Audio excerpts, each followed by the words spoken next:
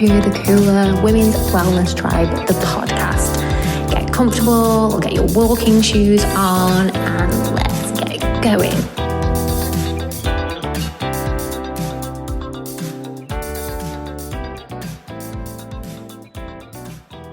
Welcome, everybody, to another episode of Women's Wealth. And I have a queen with me today for my guest. I have Queen V, the beautiful Queen V, who's currently in the south of France.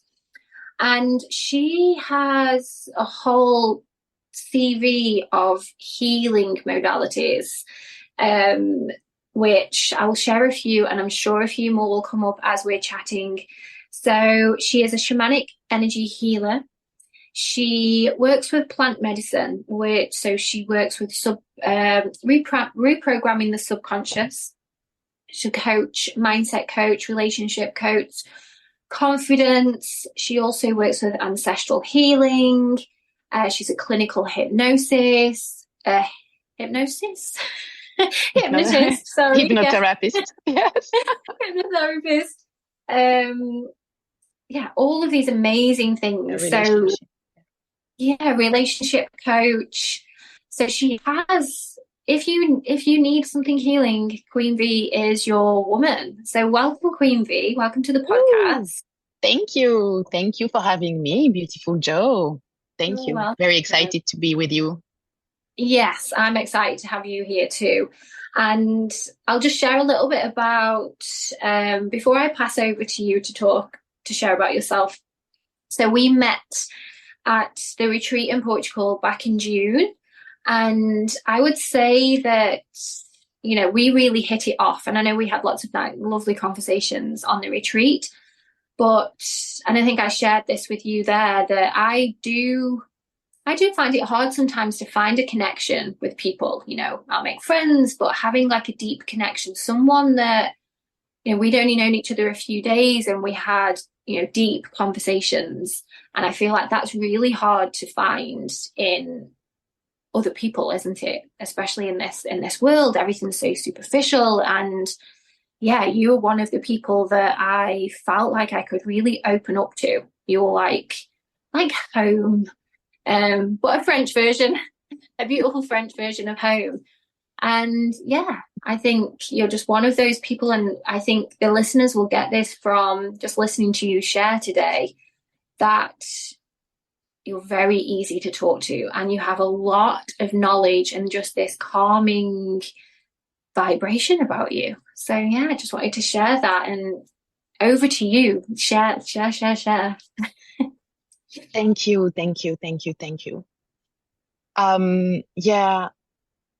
It's true that when we connect with someone, it's all about vibration. It's the same that in a relationship, in friendship, with family member, co-workers, it's always about the vibration that we are on. So we exude vibration from the inside out, right?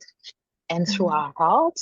And our heart has vibration that can be felt up to 4 meters outside of our physical body.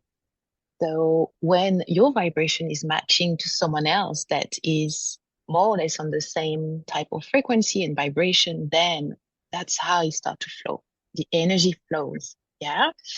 So sometimes we have the tendency as human, because of sometimes our hidden wound, our subconscious, where all our traumas and our stories are stored into our subconscious, that is, if we are attracted by someone from her subconscious, wounded subconscious, then the frequency might not be there, but there is a trauma bond that makes us want to connect. So we can go deeper into that. But so that's why for you and I, when we met at the retreat, because we were in such a high vibration, it was either we vibe or we don't, right? And we did vibe. And it's true that I've been listening to people, I think, since I was born, to be honest. Not just listening, because now I have boundaries. I just listen to people that I'm interested in. That is one thing that is very important, because also we can run away when we don't have boundaries because we listen too much and we're people pleaser.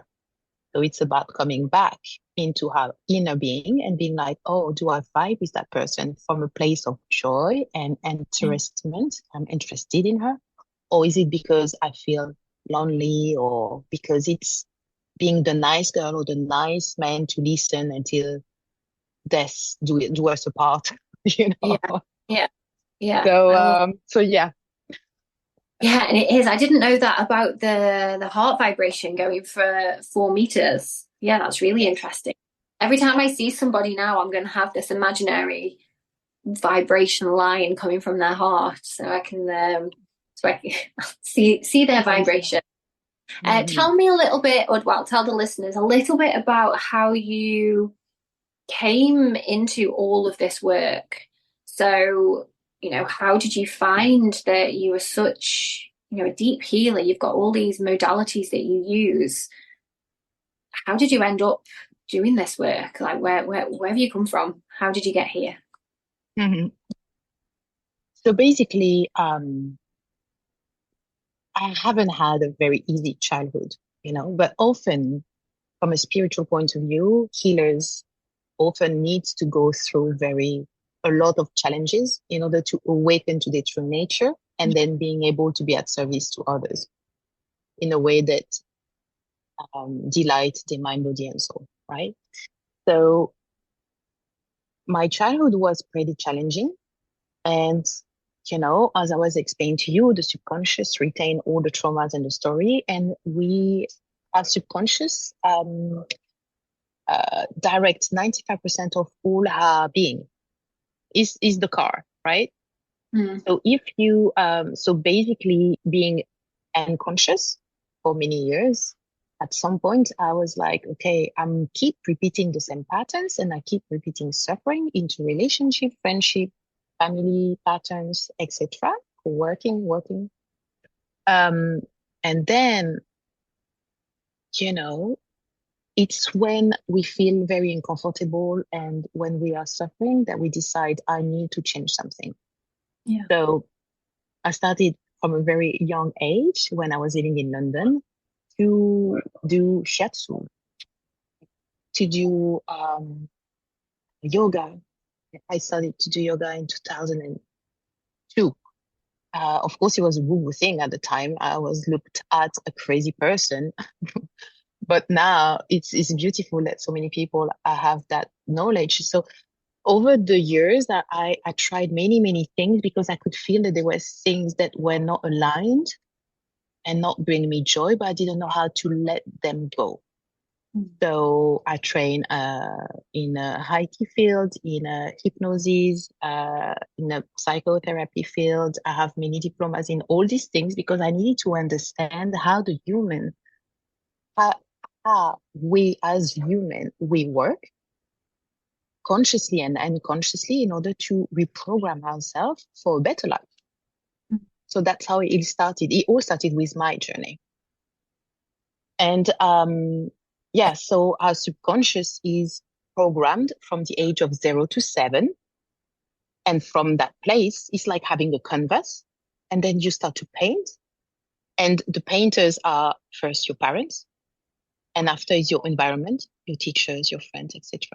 Until the age, and maybe grandmother, grandparents, etc. And from the age of 7, your program is downloaded. And then you start to run your program over and over again. So that's why it's important to go back to that place in order to reprogram yourself. But it takes deep work. So Yeah. yes. And so we'll talk a little bit about hypnosis. So when people use hypnosis to heal, is it that you take them back to age 7 and before? Like, how does that work? It completely depends on each and every person because it depends what you are coming to see me. What is it that you want to let go of? What is it? What is the program? One thing that come to me right now because that is yeah, it's people want result immediate and quickly. But the thing is, sometimes when you are like, let's say 33 years old and you have been running your program for the past 30 years, it's not going to happen in one session.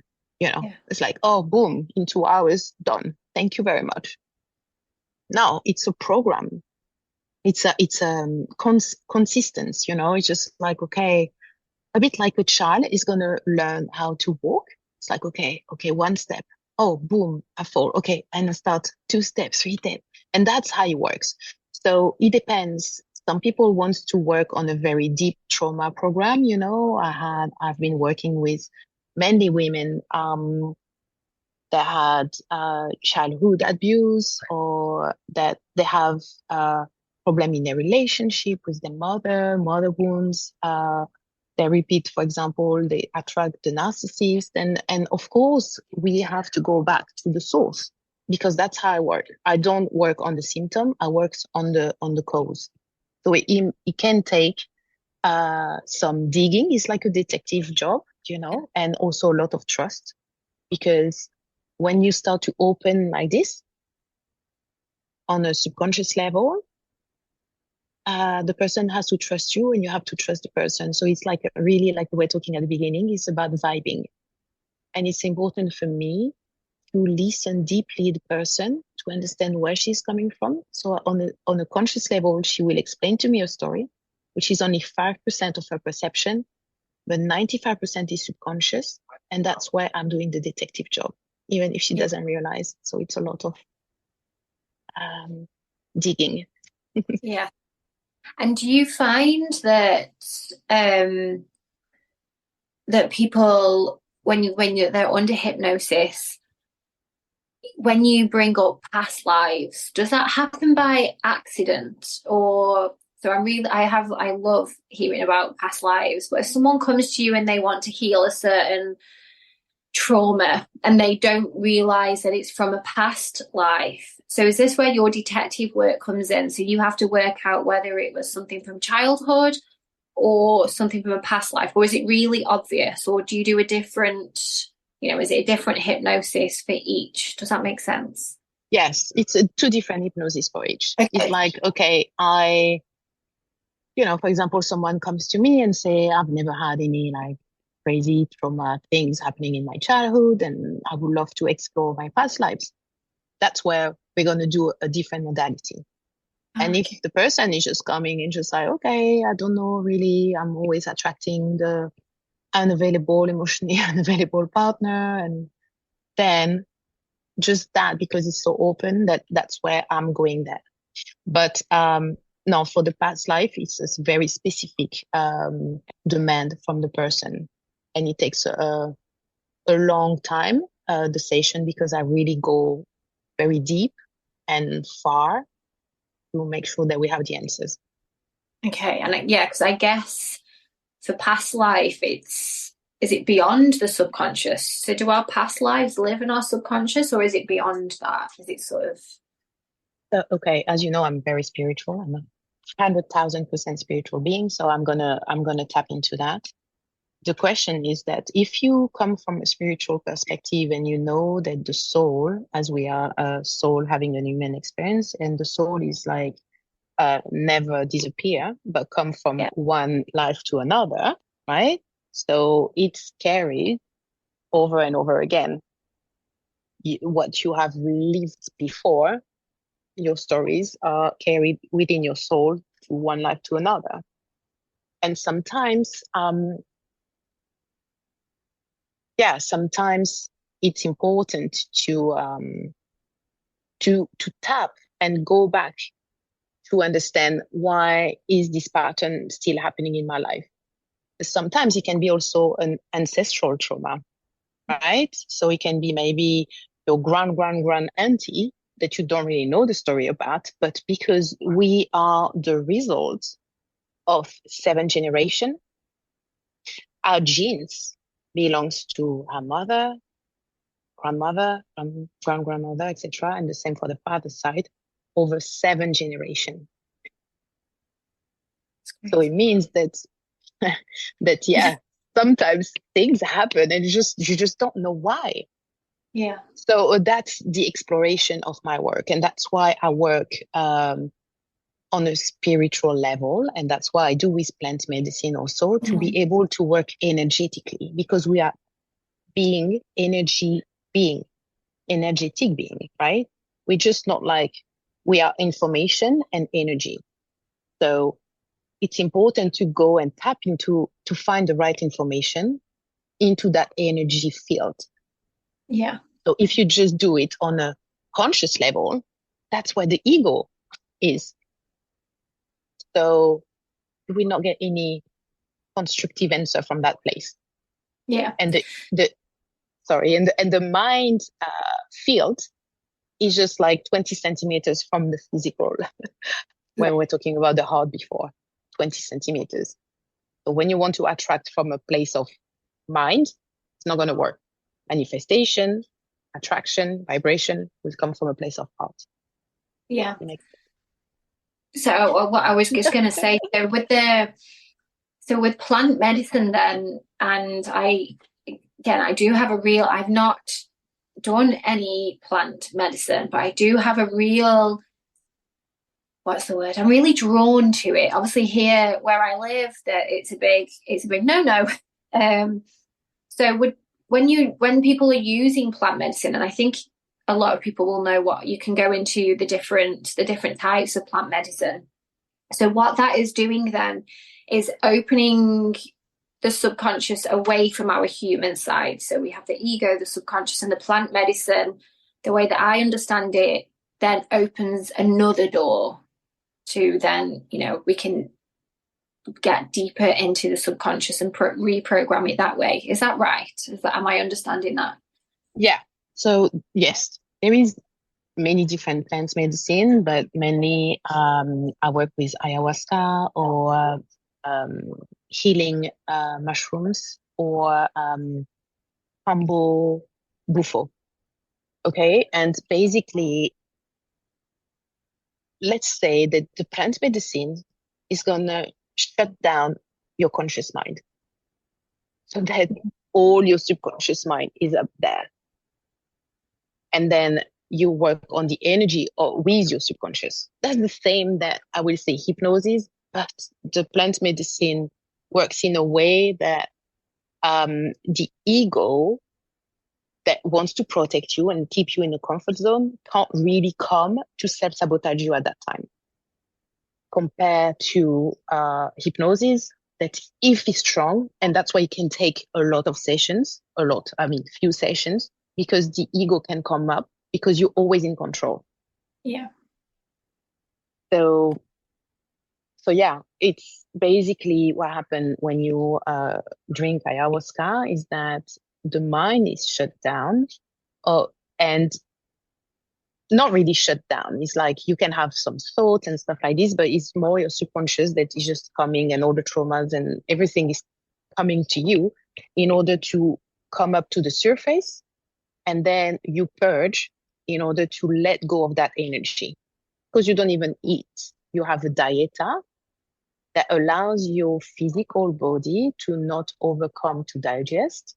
So basically the plant, which is a spirit, life, will come into your system to show you what you need to see and help you to let go of what is pulling you back energetically and doesn't allow you to manifest the life that you're supposed to came to live here as a soul being. And what I know that ayahuasca is one of those things that has been, it's creeping into the Western world. How has it always been used? Is it a shamanic thing? Is it, did they, what's the history of it? Like where does it, does someone one day just accidentally digest the plant and then realize that like what? And they probably had an amazing, I don't know, imagine doing it by accident, God. But yeah, how did it all come about? So basically, no, you cannot drink it by accident. I mean, I will not see that because it's a mixture. It's a vine, right? It's cooked by the shamans, and it comes from Amazonia, And you have different places in Peru. You can drink, of course, and it comes from there. And also Amazonia, which is also in Brazil, or you have in Colombia. This whole Mm. part. And so it's a combination of two concoction that when this vine is cooked, then the spirit is alive, and then that's when you can drink. So it's a proper preparation. Yeah. It's not oh, you stumble onto a tree and just drink. that, that would be funny, but no, yeah. So yes, so it comes from thousands and thousands of years back, and indigenous used to drink it to be able to connect with spirit, basically, because you're Mhm. on a spiritual energy level when you drink ayahuasca. You're not just on the physical one. So of course you can move and things like this. You can go to the toilet, you can go drink, but you are more on a very different vibrational um, world, I will say. Yeah. The energy And energy world. Yeah. the purging then, so the purging is not just the plant making you physically sick. So it's a release of the things that no longer serve you, things that you're holding on to. So it's not just like, you've drank too much alcohol and your body is, throwing it up. It's a spiritual part of the spiritual process. Yes, 100%. 100%. It's a energetic cleanse. Like Yeah. I was saying, we are information and energy. So if there is some energy from even your past life, this life, that belongs to your mother, grandmother, whoever that is in your field, for example, if you feel like I want to be abundant, I want to be wealthy, but in your energy, there is some programming, right? Some programming that is not okay with this, then nothing is going to happen. Because remember, it's 95% of your programming. So your mind is like, yeah, I want to be abundant and wealthy. But there is something bigger than you Yeah. that is going to stop you to attain that. So the spirit mother, we call her grandmother, right? So grandmother, when um, she's coming into you to show you with love, but like with power also, what you need to release, she will always give you what you need, not what you want. Yeah. So yeah, people come sometimes with expectations, but expectations, it comes from the mind. It's not Yeah. about expectations, it's having intention. What intention do I have coming to this retreat and drinking ayahuasca? What do I want to realize in my life? That's where I want to pour my energy into, right?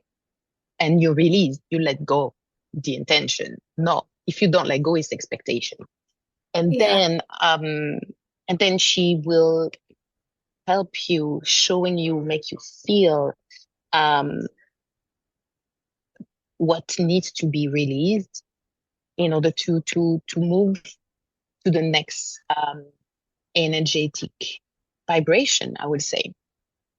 So of course during the ceremony you have me, you have my team, you have the shamans, and when I say my team, it's my family, my soul family.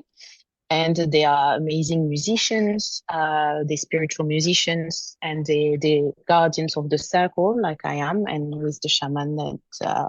And the music is a special vibration, because music is vibration that helps the plant, the grandmother, to go through what she needs to go through. So it's like a really, I would say, dance between the music, the ayahuasca, and you, to allow yourself to release. So the next day you feel pretty amazing, to be Yeah. like, wow, I can feel I'm different. And how, so I've got loads of questions like bing, bing, bing. When you're, when you purge then, so when you're releasing, are you aware of what you're releasing as you're releasing it. So do you have like, do you connect to maybe a past trauma and then you purge and then it moves on to the next thing? Or is it just, you just go on the journey and you're purging throughout the journey? So you don't necessarily, in my head, it's like a little pocket. So here's this trauma purge, here's this one purge. Next, number Yeah. 22. Well, no. So I'm going to say everyone is different, right? Everyone is different. We don't have the same DNA, right? So each and every one reality and experience are completely different from one another. But I know that from my experience, it's something that I don't have crazy, amazing visions. I do, but it's more the feeling because I am clairsentient energy healer, which means that I can feel your energy and tap into your energy. That's feeling. So, but it really depends. For me, it's a knowing. And for example, I will say one of my intention at some point and was like, I want to feel what is love, unconditional love for myself and then for others. And of course, she brought me to places that I was not aware that existed within me. And I could see my ancestors. I could feel that it was them, that they suffered and I had to purge for them. Right? Okay. So, and that was a huge part of my evening. And then it was connected after to my inner child. And then, so it really depends. And someone else is going to be, oh my God, for me, it was like I was connected to the old, to the divine, to it was amazing, etc., etc. And the next day is going to be seeing something that he was not aware, so it always change. So it's very, I will say that's why ayahuasca is so, or plant medicine in general is so tricky to explain to one person. It's like describing a perfume. So if you say to me, how does it smell? And I will try to tell you, but it's such a feeling that it can be more, I will say it's an experience. And good things can come up, and bad things can come up. Bad things, traumas that you are aware of, some that you are not, and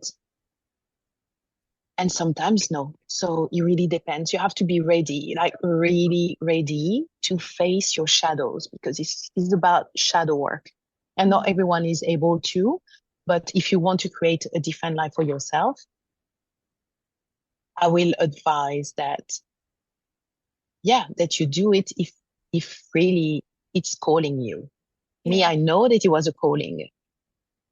It was really like a calling in the sense that years ago, I woke up at 3 a.m. in the morning and I was at friends in the south of France. And it was raining, pouring, I remember. And I could hear ayahuasca. And I had no idea why, like no idea. And we say that the plant is calling you. Yeah. Grandmother is calling you. It's like it's time. And she called me. And now it's my purpose. That's why now I am offering retreats, in plant medicine retreats to help people to awaken to their true self in a way that, that it's life changing. Gosh, and I'm guessing then your part of your role on the retreats is you hold space for the people as they're going through their experience. So if someone is having something shown to them that is uncomfortable, then are you allowed to like go in and maybe hug, or do you step back and just make sure that they're safe? Is it sort of they need to experience it and you're watching from the sides to make sure everything's okay? Exactly. Mainly, I will say that's the shaman, that will do the healing and that will come if it's really needed. Yeah. Because, it's sometimes otherwise, as it's like I was saying, it's on a spiritual energy level. The mind can start to get scared and be like, oh, I need to save this person. But like you are embodying the savior archetype, which Yeah. is, and the other person is like, it means that she's victim and you need to Yeah. save her. And that's not what's happening on the spiritual level, on the energetic level. It's like she's going through her process. She knows that she's not alone because we are here and we're holding the space energetically. So it means that no bad entities or nothing out of that circle, that ceremony can come in, and she is able to process that. But we are extremely powerful beings. So the shaman energetically knows to come towards that person if she needs a healing at that moment. But we are all in circle and we are all there, and it's very safe because there is me and my family, my soul family are here to hold the space and to make sure that everyone is safe in the Yeah. process. Yeah, that makes sense. And yeah, because you're there to experience it. And I guess if you stepped in, it could block that off, and then they're not gonna process. Um, I had another question. Oh yeah, how long is this? So you arrive at the retreat, you take the ayahuasca. Is it like hours? In my head, obviously I've only seen what I've seen on YouTube, and it's very limited because there's no cameras in the videos that I've watched, and they come out the other side and it's like 3 days later and they're like they've been to a different planet, and it's like, whoa. So is it like 3 days? Is it whole 3 days? Is it 8 hours and you just stay within the circle? What's the How So long? yeah, the medicine is always provided in the evening. We start around 9, 10, 10, 10, 10 p.m. and it goes through the night until the morning. Yeah. So it's So it's a long night process. And so yeah, through my retreats, that it's over 5 days. So there is 3 ceremonies, and the ceremonies, so to make sure that over the first one, that because when you come to the second one, you had already the first one, and okay, I'm still alive. It's yeah, okay.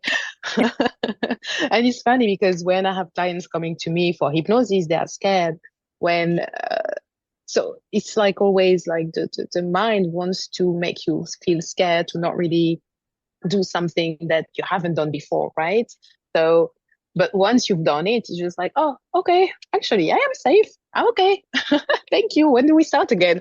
And then, so that's why for at least in my retreats, it's like over 3 days, and the 3 days help you to go even deeper and deeper and deeper to make sure that when you leave the retreat, there is something phenomenal that has happened, even if it doesn't happen like over a split second, because obviously on an energetic level, it has happened, but the body needs to embody it. And the body is not as quick as the energy, obviously, right? Because the body is in a 3D reality.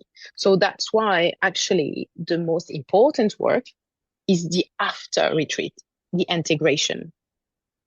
So that's why for me, I started as an integration coach, years and years ago, to help people integrate the experience on a energy level and to embody it into the 3D reality. A few years back, I had a very strong, powerful spiritual awakening that I experienced such a profound experience on a spiritual realm that when I came back, and I was not drinking ayahuasca. It was me, actually, I was in Bali, in Ubud, and it was double supermoon. And I was just like with my ex-partner on the side, and we were going to sleep. And actually, that's when it happened for hours. And when I came back into that reality, I didn't know how to integrate what happened to me. And it took me a long time because at the time I didn't even know that integration existed. mm, And that's why, but now it makes sense years later because that was actually my blueprint, the thing that I was supposed to do and help people to do, to integrate the experience in the here and now. And that is something extremely important because you have a different vibration. So you will not vibrate with the same people anymore. Yeah. Some people you will. So they will might be in new environment. And then you have to understand and make sense of all this to keep your feet on the ground and not freak out, basically. Yeah, that makes sense. That hadn't even crossed my mind, because with a lot of things that happen in our lives, it could be anything. You could, your ayahuasca retreat, but a death of a family member, a birth. We are then living this completely different life energetically, but we're never, having someone there to help you integrate it. That makes complete sense, because you walk in the retreat, or excuse me, you walk in the retreat as one person, all of these things come up, and you're leaving as a different person. And then without an integration coach like yourself, how do you then go about your daily life? Because everything's changed. But the same with so many events, which I've never actually thought about it. I've just had a bit of an epiphany there of, if somebody dies, you're then learning to live your life without that person, or even a breakup, not as extreme as a death, but if you've been in a long-term relationship and then suddenly you're not, how do you integrate that new energy? How, we need support for these things, don't we? Because it's living a new life. Yes, you're still in the same body, but it's a completely different energy. Even moving house, moving countries, these things that we just, as humans, it's like, oh, we're just going to drop you in there and you can sort it out yourselves. And then we wonder why we have stress, we have anxiety, we have worry, we have physical illness, because we're trying to get our way through the world when these, life-changing things are happening, and then we're expected to just live in the same way. Yeah, I just had it. And when you said, I was like, wow, yeah, that's, we all need an integration coach, don't we? Yes. Yeah. And yeah, completely. And it's exactly what you said. Over my life, I probably moved countries and places every 3 to 4 years. And it was, an integration process. Like, you change your environment. So who are you in this environment? Who are the right person for you in that environment? You know, the subconscious want to keep you in a comfortable place. It's his role, which is fine, completely fine. It's when the environment is not good and that brings you more pain than joy, but you stay in that environment, that's when something needs to change. And that's where you have to work with the subconscious. And then you have to integrate those new information to make it that your subconscious allows this new programming. Yeah. Gosh, it is a minefield. And I think these things that, everything you're sharing today, there's something missing in Western medicine, the Western world of, I feel like everything's kept so separately. You have your trauma, so you go maybe to a psychiatrist, you go and see a doctor for your mind. You then have the trauma that manifests in the body, but then you go and see a physiotherapist, or you go see your GP, and then you have a disease which is a manifestation of all of that, and you go and see a surgeon, or you have a different doctor.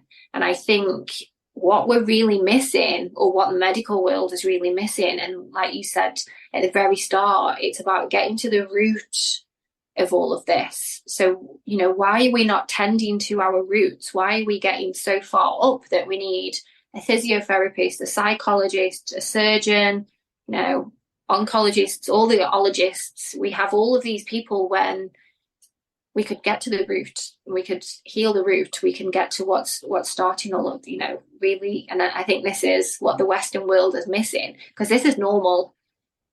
in Brazil, Amazonia, they probably laugh at us to think, oh, look at them going to all of those different people when you can do it from here. You can nurture the root cause. But I'm going to add something that is actually also, it is true. And at the same time, it's very important to keep in mind that it's not like a all miracle blue pill, you know, because we are a multifaceted soul human being and we change all the time. All Yeah. the time. So things come up and we get rid of them, and things come up and we get rid of them. And then after it's, oh, that relationship or that friendship or whatever it is, and always is going to the root, but it's like also having like a castle, inner Mm. castle within you, and just like you're opening a door and you just discover, oh, there is a room, and you clean the room, and but you hear a bang, bang, bang in the other room, and just like, oh my God, there is a room here, and you just open the room, and it's just like full of spiders and webs and stuff, and you're just like, oh my God, I need to clean here. Oh my God, okay. So you always discover your inner castle, to be honest, you know. So it's, and you don't know how big your castle is. Yeah. So Yeah. yeah. So it's all of these are tools, modalities, and but it's also being aware that one tool might be better for one person than another. I know that for me, plant medicine is my tool. Like, and I'm not saying it has changed my life in so many different ways. Um, and like we talked about, I use a lot of different tools. And I think it's a combination of all of them, and depending when you want to use it and everything. But for me, plant medicine is always like I would say, a love story, funny enough, you know, it's just like, wow. But maybe also because I'm a healer. So I know that when I'm in the spiritual world, I feel at home, to be Yeah. honest. Yeah. Um, yeah. So yes, it depends for who. It's maybe not for everyone, but it's for sure a life-changing experience. Yeah. Yeah. I think it would be nice for those people who, if it was normalized, it's still seen as it's what the spiritual people do, it's what woo woo people do. Imagine if you could, it's an option if these things that we both do and all of your healing modalities, they were seen as more of a, like, going to the doctors, you would go and see your healer. And I feel like it's kind of still very underground. But yeah, but you're doing an amazing job. Thank you. Thank you so Yeah. much. Yeah. My calling is, I mean, it always has been my calling, but after my spiritual awakening, I kind of rejected it for a while because it was a lot. But it's about helping others to expand the consciousness. And because when you expand your consciousness, you understand what's not working and you can take the right step towards what's working, you know? Yeah. So it's like, so for me, that's who I am. I think I am an ayahuasca person, like Yeah. person is like, I mean, in a body, you know? It's just like, Yeah. it's not easy the way that I'm gonna push you but at the same time is with love, because I want you to be the greatest version of yourself, Yeah. and you deserve it all. To be confident, to be able to speak your truth, to have the best relationship, all of this. But at the same time, I'm going to show you where it doesn't work in your life in order to do that. And it's not always easy for people to face that, but it's necessary. And yeah, so I believe that that's my soul calling, you know, that's my Yeah. soul purpose. Yeah. Oh, I'm glad it is. I'm glad it is. So do you have many retreats coming up before the end of the year? What are we in? We're in October, so have you got any? There's not that. left. But yeah, Yes, true. before we reach the new year.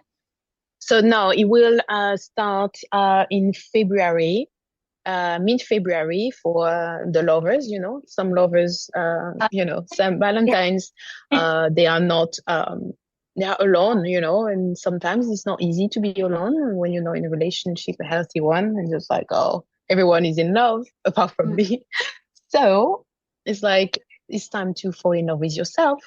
So that's where the first one starting 2024 will be around Saint Valentine's Perfect. Day, and in What Spain, what country is that going to be in? Do you know? nearby Barcelona, I know. in Perfect. Okay. Spain. Yeah. So if anyone's listening, if they feel called by ayahuasca after listening to the podcast today, maybe head to Barcelona. I'll put all of your details in the show notes anyway. And that could be something that, yeah, it'd be nice if one of the listeners joins you on the retreat. It's definitely, ayahuasca's definitely on my to-do list. I'm waiting for the right time because I still have my ego, my human side is like, oh, yeah. So yeah, it's definitely, and I wouldn't do it with anybody else. So I will wait until I can get to come with you, because I wouldn't want anyone else holding my hand or not holding my hand, watching from the side. Experience. Now I know you're not going to be holding my hand. Yeah. And So and tell me, when you say I will wait for the right time, how will you know it's the right time? What needs to happen? Just when I haven't got when I feel relaxed with it, because I know that at the moment I'm like, ooh, but now I've spoken to you today, actually, I do feel a little bit more, because I've only know what I've seen on the TV and I've heard stories, but now I've spoken to you today and I have more of a visual and more of an understanding. In my head before, it was you drink this stuff and you just keep throwing up and then you go to all these wild so now I understand it. I feel like I'm like, oh, a little bit more calmer with it. But yeah, I will. It's there. I'm getting the call. It pops up all the time. Amazing. I'm like, oh, I see you. Yeah. I'm coming. You just need to wait. I would love to have you. I would love to have you. It will always be open for you, Joe, and yeah, to welcome you with open arms with the Soul family, and yeah, anyone that has been listening to the podcast. Thank you. Yeah, thank you. And thank you for joining me, all from the beautiful south of France. You have a lovely backdrop there. It looks beautiful. I know. Very, very grateful. Always to remember to be grateful for one thing at least per day. Yes. Yeah, thank you. I'm grateful for you today. Thank you. Thank you, and Jojo. all my listeners. Thank you. And I'll be back in a week. Thank you. And that's it today, everybody. I hope you have a lovely week, and I'll see you again next week. Don't forget, 5 stars, download, tell your friends. You're amazing.